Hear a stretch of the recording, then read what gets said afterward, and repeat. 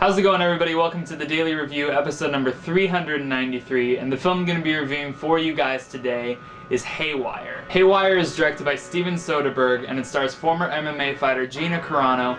We also have Ewan McGregor, Michael Douglas, Antonio Banderas, Michael Fassbender, Channing Tatum, the list goes on.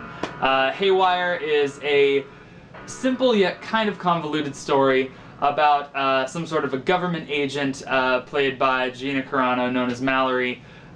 She's double-crossed in one way or another in some job, and the entire film plays out as a sort of revenge story of her getting back at all these people that did her wrong. Haywire is a pretty good film, but it's not perfect by any means. One of the many things that I like about Haywire is the way that Steven Soderbergh shoots it.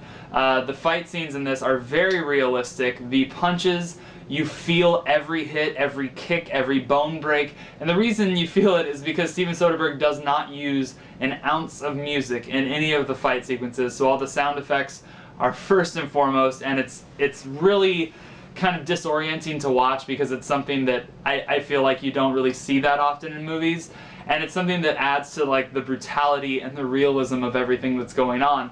The other thing that's really fantastic about Haywire is how different it is and how much of a different vibe you get from it. There's one scene in particular where something happens where I was not expecting, which involves Gina Carano in a car running away from the people that are trying to catch her, and she's driving through the woods, and something happens to cap this scene off to end it that is so unexpected and kind of bizarre that I kind of basked in it. Is Haywire a coherent story? No, not by any means. By the end of this film, there is the backstory, here's what you didn't get, and they try to explain this plot to make it deeper than it is, and I don't think that's necessary at all. I think that it's too complicated of a plot for its own good. I think if you're going to see Haywire, you want to watch Gina Carano kick some ass, and kick some ass she does, and I think Steven Soderbergh for the most part realizes this. But that element of storytelling is a little lost in this movie because it's just too overly complicated for what it's trying to achieve. There is also a score used throughout the film that sounds like kind of like a 70s cop TV show with like horns and trumpets and stuff.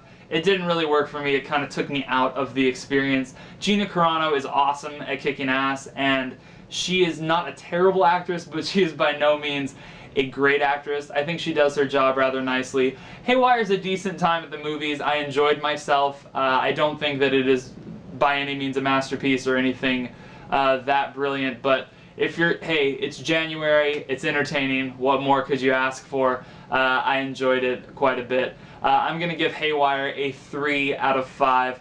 Thank you guys very much, and I will catch you next time.